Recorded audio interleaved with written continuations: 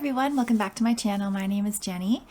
I am here today to wrap up the BookTube prize for 2022 and tell you my final rankings for translated fiction and also just give you some thoughts and my kind of overall impressions of how it went this year. So I'll start off with my rankings for the final round. I wanted to wait for the results to film this video just so that I could have some sort of a context in which to speak more about the overall experience. So my number 6 book in this round was How to Order the Universe by Mary Jose Ferrada. I don't think that is a surprise to anyone if you've been watching my BookTube prize videos. This book just kept getting through, despite the fact that I didn't think it was anything too spectacular. I gave this book 3 stars. It was very close between it and More Than I Love My Life in the semifinal, and that makes me feel a little bit crazy because I loved More Than I Love My Life by David Grossman. It was my number 1, and this one was consistently on the bottom for me throughout each round that I read. I read 3 out of the 4 rounds. So, yeah, I found that frustrating that it kept getting through, and then I had to keep putting it at the bottom. But at least in the final round, the other judges agreed with me that it wasn't the material for the top 3. Number 5 was Disquiet by Zulfu Livaneli, and I enjoyed this book. It had a lot to offer. If you'd like some more in-depth thoughts about it, you can read my final reading vlog for the final round, or you can watch it, not read it.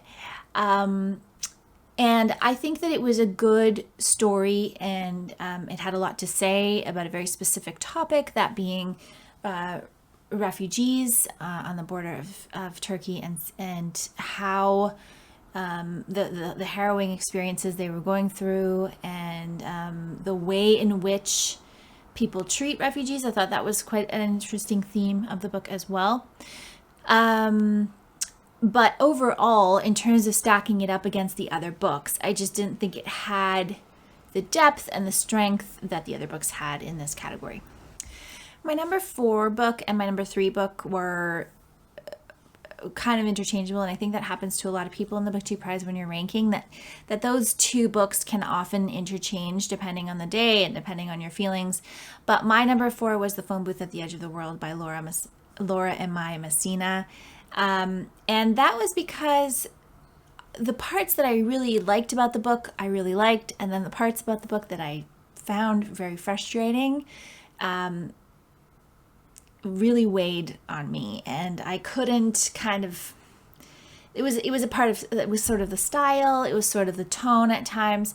It took me a long time to get into it. So while I enjoyed it overall, and I think it has a lovely message and it has a lot of strengths, it wasn't as concise as The Brickmakers by Selva Almada, which I put at number 3. So I felt that The Brickmakers, while dealing with difficult subject matter, kept everything tighter, had more of a cohesive overall narrative that didn't wander so much, and didn't have some of the issues with style of writing that I had with The Phone Booth and with How to Order the Universe. Actually, they both kind of fell into a similar category for me in terms of style and the way the writers chose to tell the story. In number 2, I put The Anomaly by Herve Tellier, and that was the number 1. Brickmakers was the bronze medalist. The Anomaly was the gold medalist. And I knew it would most likely get that title because of the style of book that it is. Most people prefer a more plot-driven story. And this was definitely that. It was definitely more plot. I found some of the representations of women in Letellier's writing to be problematic, and And I found the lack of depth with some of the characters and some of the scenarios that the characters were going through in that story to be problematic for me.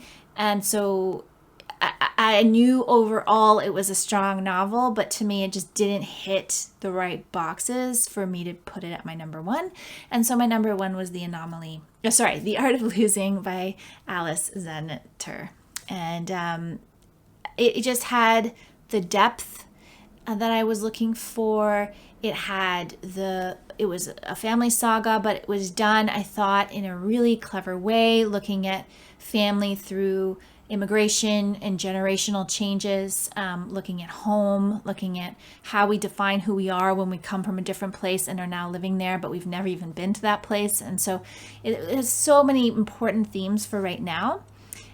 So for me, it just hit all the buttons. Now, that is my overall ranking. And The Art of Losing ended up being the silver medalist, The Anomaly gold, and Brickmakers was bronze. And so overall, it was my top 3. And so I was very happy with the overall results. However, I read 12 books for this round for 2022's BookTube prize. That's because several of the books that I got in round 3 I'd already read, so I didn't end up reading new books each time. And that's great because it means you're not having to dedicate as much time to reading new books. It also feels a little bit like I didn't really read enough of the books to be able to judge them properly against each other. But that is kind of the nature of how this judging works. Where you're getting a category, you're reading that category, you're ranking those books, and then I didn't get chosen for the second round as a judge, so I couldn't judge. And then I had to kind of go with what the second round judges had decided was moving forward. Some of those were books that I had already read, and some of them weren't. So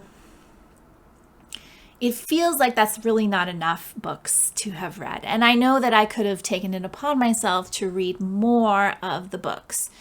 And I probably would have done that, except for a lot of the books that were chosen on this list, as they were voted on by the other judges, were not books that I actually wanted to read. Most of the books that I voted for did not make the list. So I felt a little torn about forcing myself to read more books that I had not chosen for myself in order just to understand the judging pool. So I didn't read all those books. It feels like I didn't really read enough to have a really broad opinion on the overall quality of the selections.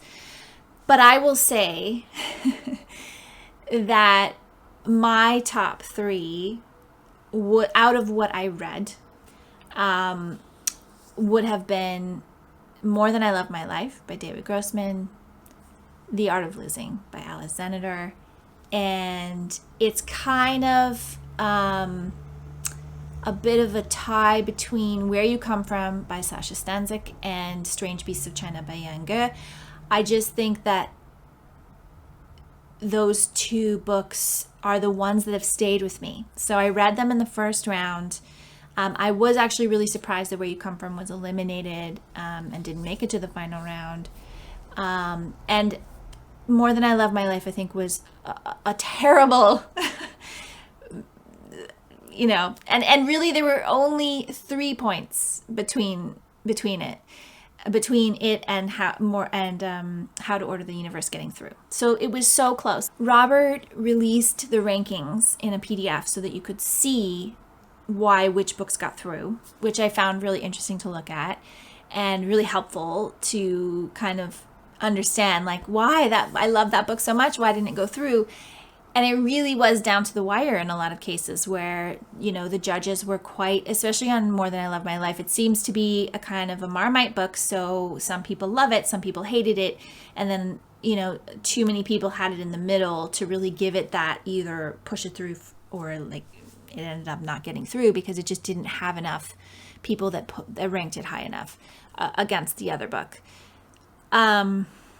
So that's disappointing. I really think out of all the books I read, The Art of Losing and More Than I Love My Life are the strongest. I think they have the most depth to offer. they aren't the most plot driven. So obviously, if you're more of a plot reader, the Anomaly is yours. And I would also say that Brickmakers would probably appeal to people who are more plot driven as well, because it has a clear delineation of time and in terms of like what's happening, who's doing what to whom, and what it's about. So it's got that kind of clear message to it, which I think a lot of people like. The Art of Losing is more subtle. So is More Than I Love My Life. There's a lot more subtlety, a lot more layers. There's more meat in there to get into, I think. I think the Anomaly has a lot of really great ideas, and I think too people get really pulled into, you know, philosophy and all these ideas about time, and so that's a strength of that book for sure. But for me, as a personal reader, as a personal preference, it just didn't have, like, I get kind of bored by waxing poetic about the meaning of time and life and all these things. It's just not something that that I enjoy reading for very long. I think if you can work it into the character's inner dialogue, then I can accept it much better than just this overall, you know, I keep thinking about this one chapter in the Anomaly, which was when all of these different religious leaders came together to have a discussion about the nature of time and the nature of God, and I just was so bored through that whole chapter. I just thought, oh my gosh, like, I don't really want to hear this. This is not helping anything in terms of the story. It's just like a way to talk about these ideas. It's just a device to like push these ideas onto people so that they can think about them, which is fine, but I prefer those ideas to be more subtly delivered, I guess.